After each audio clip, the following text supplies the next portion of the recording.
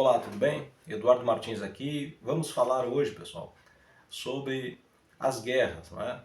Conflitos de vária ordem em vários pontos do planeta Terra, e nós precisamos realmente fazer aí uma reflexão em torno do que está acontecendo na atualidade. Na pergunta 742, lá no Livro dos Espíritos, né, capítulo 6, na terceira parte, temos o que impele o homem à guerra, né? Kardec pergunta aos espíritos, o que impele o homem à guerra? E a resposta é a predominância da natureza animal sobre a natureza espiritual, transbordamento das paixões. Né? No estado de barbárie, os povos um direito só conhecem, ou seja, a lei do mais forte. Por isso é que para tais povos a guerra é um estado normal. Então a gente vê, se a gente analisar de forma assim mais abrangente, né, que muitos povos hoje na atualidade, muitos países insistem, né, no conflito bélico. Isso está entranhado nessas culturas aí, a questão da guerra. Então é difícil para eles conhecerem talvez um estado aí de harmonia, de paz, porque a vida toda é em função da guerra. Não é? Na segunda pergunta que Kardec coloca, questão 743, Allan Kardec vai perguntar para os espíritos se algum dia a guerra desaparecerá, né, da face da Terra. E a resposta é sim, quando os homens compreenderem a justiça e praticarem a lei de Deus. Né? Nessa época todos os povos serão irmãos.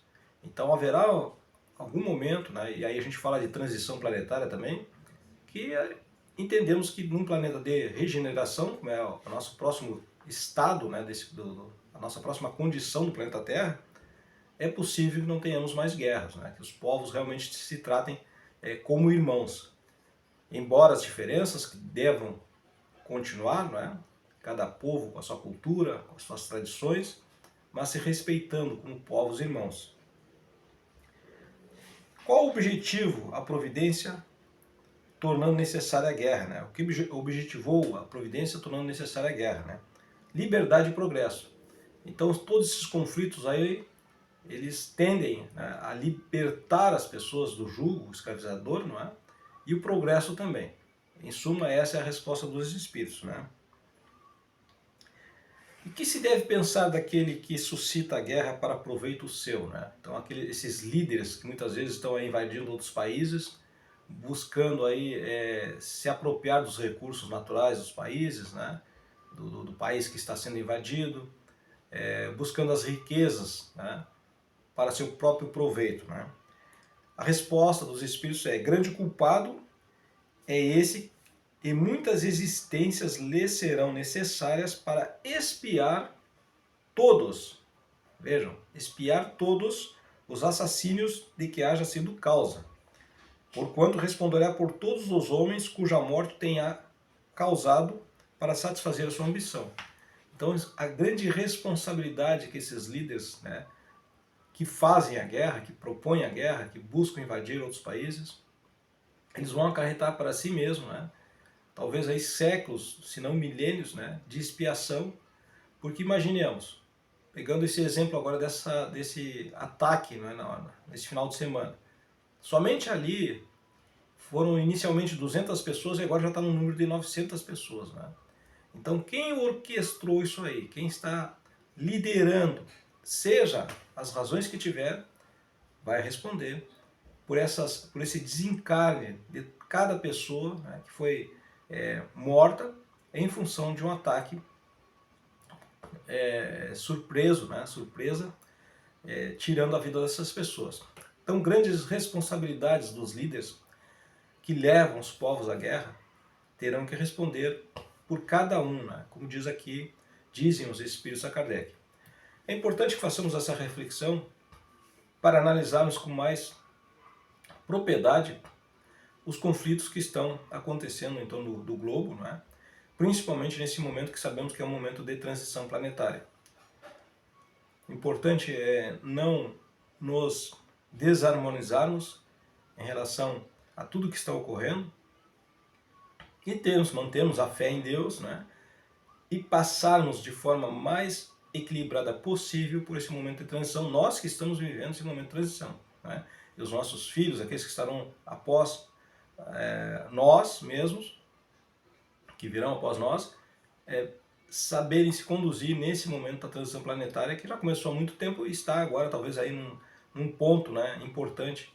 E a gente vê esses movimentos aí bélicos em vários pontos do planeta, porque estamos falando aqui de Oriente Médio, mas temos na África também, temos a invasão da Ucrânia, não é? E os países cada vez mais aí intensificando seus movimentos estratégicos, militares, não é?